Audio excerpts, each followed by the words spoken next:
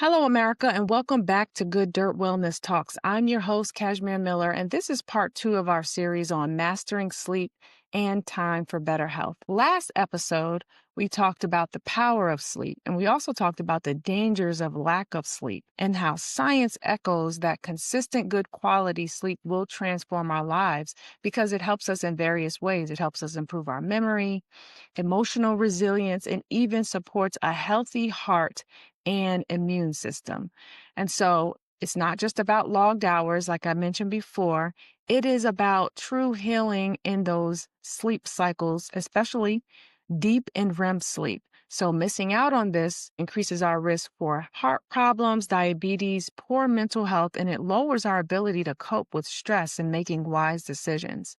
And so one of the biggest myths, and we talked about this last time, is busyness, thinking that that's productive. When really, constantly overscheduling and believing that downtime is wasted is robbing us of our sleep and making us less effective during the day. And so today, we're going to get practical. We're going to talk about steps that you can take to break free and create a healthier rhythm in your life. The busy life sometimes does not have room for adequate sleep, but we're going to talk about how to fix that today. And so when we think about the scripture, there's so many scriptures where Jesus modeled how to step away. So looking at Mark chapter 6, verse 31, it says, "And he said to them, 'Come away by yourselves to a secluded place and rest a while, for there were many people coming and going, and they did not even have time to eat.'" And so Jesus is encouraging his disciples to withdraw from the crowds and take time to rest. Even he modeled this. And he had endless needs around him. He still found time to unplug. And so back to Ecclesiastes, how it talks about, things are vanity. It also says there's an appointed time for everything and every matter under heaven. So we have a time where we need to take care of those important things, but we need to recharge so that we're more effective when we're doing those things. God tells us also that we do need a Sabbath. He said he completed his work in 6 days, and on the seventh day, he rested. And so it's not laziness. It's true strength and peace that comes from stopping all this endless busyness and trusting God. And so we're going to look at some of the reasons you may not be getting sleep, and we're going to talk about how you can change that. So let's talk about the science. There's two main systems that regulate our sleep: a sleep drive that builds up the longer you're awake. And then you have your internal body clock, which is called the circadian rhythm, which signals when it's time to be awake and asleep based on lightness and darkness. And so, first thing you need to do is evaluate your schedule. Track how you're spending your time, what's draining your energy. What can you delegate or even eliminate altogether? Are you giving priority to rest? Are you giving time to spending time in the Word of God? Number two, are you setting boundaries, which is a holy work to learn how to set boundaries?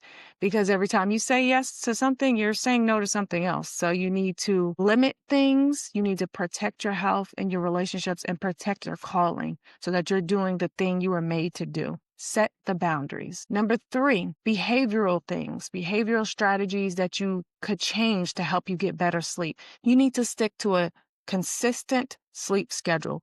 Go to bed and wake up at the same time every day, even on the weekends if you can help it, and regulate your sleep-wake cycle. This is going to promote being easier for you to fall asleep, better sleep quality while you're asleep. It's going to improve your mood, improve your mental functioning, and reduce the risk of long-term illness. You also need to develop a calming pre-bedtime routine, maybe reading, light stretching or something, listening to music. You need cues for your body to know it's time to go to sleep. What that is going to do is signal and trigger your body to release melatonin so that it makes it easier for you to fall asleep.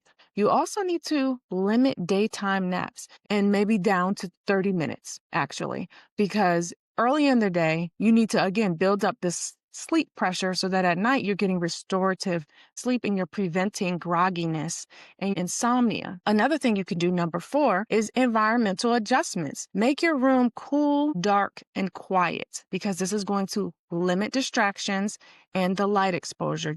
Our body needs to sleep ideally at a cool temperature, and it needs to be in a dark environment. So get you some blackout curtains. Maybe you need earplugs. Maybe you need white noise that's going to help your body produce melatonin and tell your brain it's time to sleep. And so this will reduce nighttime wakenings and help you get deeper uninterrupted sleep. You also should probably invest in a comfortable mattress or even pillows. You want to make sure that you are not uncomfortable when you're sleeping and lying down. You don't want to be tossing and turning throughout the night because you want to make sure that you're boosting everything you can to have a higher sleep quality. Also, you need to minimize exposure to screens and blue light for at least an hour before bedtime, because this is, again, going to interfere with the natural production of melatonin. Those blue lights from screens suppress it, and it's tricking your brain into thinking it's still daytime, which is delaying your sleep, delaying you from falling asleep, and is lowering your quality of sleep throughout the night.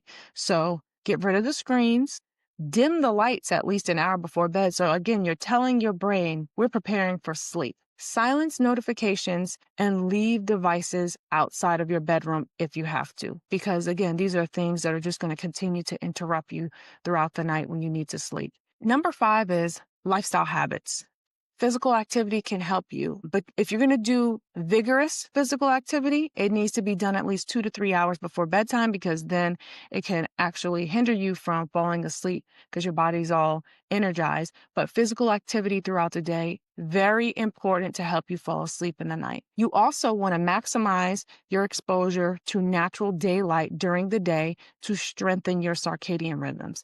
The more natural sunlight you get and regular exercise, then you're telling your body, we are increasing our sleep drive, that pressure, and leading to a more solid and restful sleep at night. You also need to avoid heavy meals, caffeine, alcohol, and nicotine in the hours before bed, because this can disrupt your sleep. Caffeine and nicotine are stimulants. They keep the brain alert. Really, if you can help it, please try to eliminate nicotine altogether. But these things are keeping your brain alert. Alcohol in particular, it disrupts your REM sleep, and heavy meals can cause indigestion. So you need to avoid these before bed to reduce sleep disturbances. If you're unable to go to sleep, then you need to get up and do something maybe that will relax you and then return to bed. And that's because you want to make sure that you're preventing your brain from associating your bed with restlessness. Your brain should be associating your bed with 2 things: sleep, and if you're married, sex. And so if you can't sleep, get up.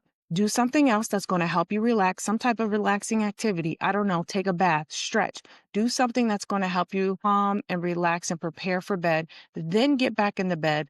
And this will help your brain promote stronger sleep associations and less frustration in the long run. Number 6, if you are struggling because you have some type of past trauma, PTSD, anything that has happened to you in your life that you're thinking about and it's really interrupting your sleep, you may want to consider cognitive behavioral therapy. This is a structured, goal-focused form of talk therapy that helps people recognize and change these unhealthy patterns and thinking and behaviors too, to improve emotional well-being and coping skills. And so people that struggle with insomnia for these various reasons can benefit from cognitive behavioral therapy. It's actually scientifically proven to help with chronic insomnia and sleep quality. Some people use mindfulness and journaling that interrupt stress and anxious thoughts. When you're thinking of those things, you can journal, practice mindfulness, but this is helping you calm your mind for better sleep. And there's just stress and anxiety in general, from not particularly from a traumatic experience, but things that are happening in our life, legitimate things that stress us out every day. And we're constantly worrying about the next thing. What's going to happen? How's this going to get done? How am I going to do this? We can really leave at the feet of Jesus, casting all our cares to him because he cares for us. This is something that we need to practice more. God is there for us. He told us to take up his yoke because his yoke is light. His burden is light. We need to cast our cares on him. We need to leave it at his feet. We need to pray about everything. He doesn't tell us to worry because he's there to help us with all of our problems, no matter what it is. So we need to learn that this life of constant stress and worrying, if it's interfering with your sleep, you know you have a problem.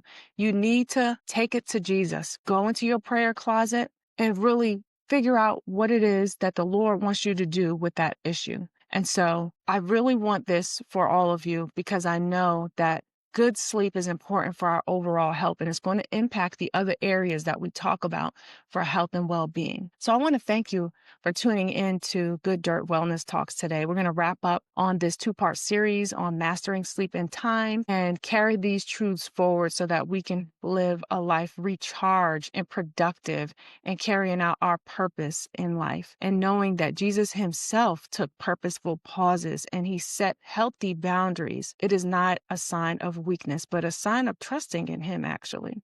So, America, here is your prescription.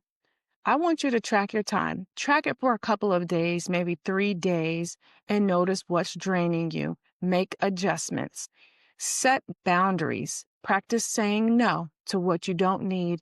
Prioritize your sleep schedule. The same bedtime if you can help it, around the same time, and even on the weekends, with your calming ritual, if you will, to ease into the night. Shape your environment for sleep. Make sure that your room is cool, dark, and quiet. Limit your screens before bedtime and move around. Get some physical activity, get natural sunlight, and avoid stimulants and especially heavy meals before bedtime. At least 2 hours before bedtime should be your last heavy meal. If you're restless, then you should get up out of your bed and try to do something that's going to calm you down and prepare you for sleep and address the root causes. So if you have issues with insomnia due to other medical causes or even trauma, you need to think about considering cognitive behavioral therapies. Maybe you do need to see someone who can help you work through those past traumas. And remember, there's a time for everything. So let's resist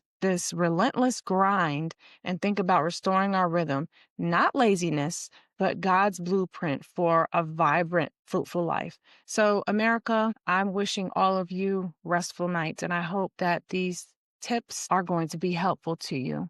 So, until next time, keep cultivating good dirt.